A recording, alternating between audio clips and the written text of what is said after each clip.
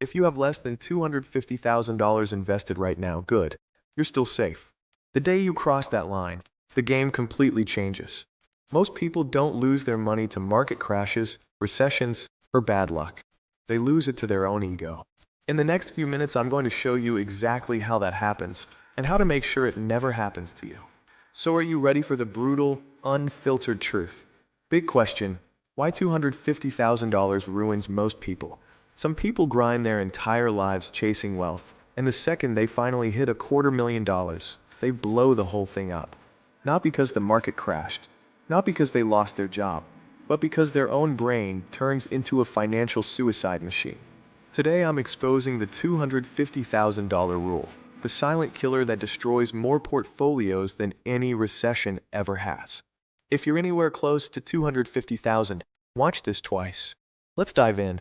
I'm obsessed with figuring out why some people become millionaires while everyone else with the same paycheck stays broke forever. Today we're ripping the mask off the most dangerous milestone in wealth building that nobody talks about, hitting $250,000 in investments. Spoiler, this is where most people self-destruct. And by the end of this video, you'll either thank me or hate me, but you'll never look at your portfolio the same way again. We've all been sold the fairy tale that building wealth is linear.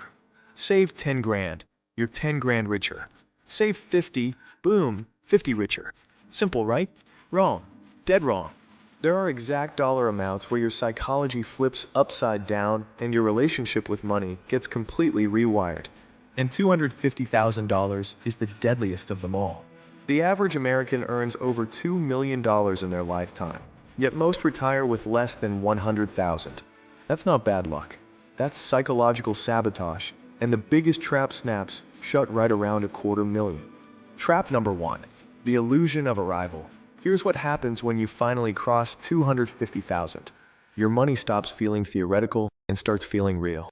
One green day in the market can make you more than your old weekly paycheck. One good month can spit out more passive income than most people earn slaving full-time. And your brain? It loses its damn mind. You see your account jump 8 grand overnight, and suddenly you're thinking, holy crap, I've made it. Time to celebrate.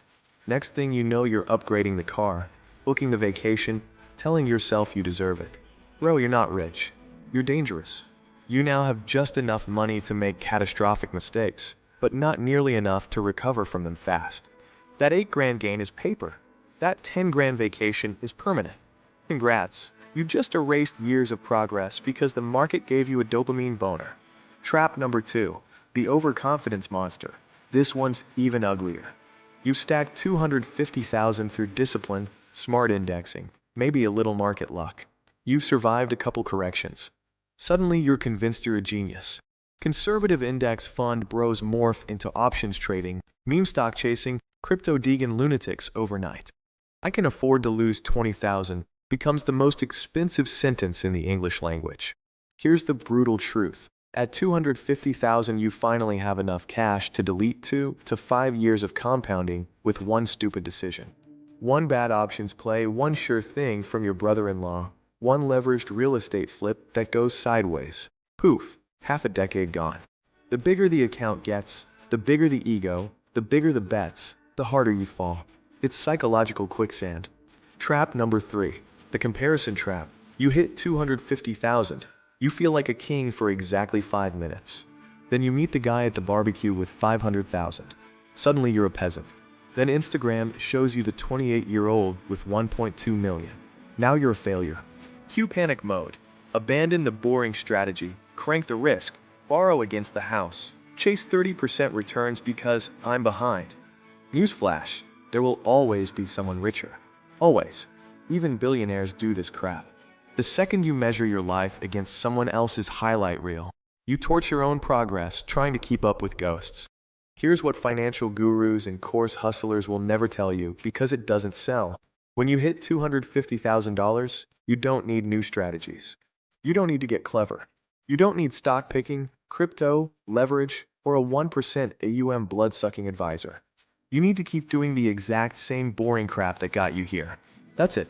The game at 250,000 isn't acceleration, it's survival. Stay boring or die. The math that will blow your mind.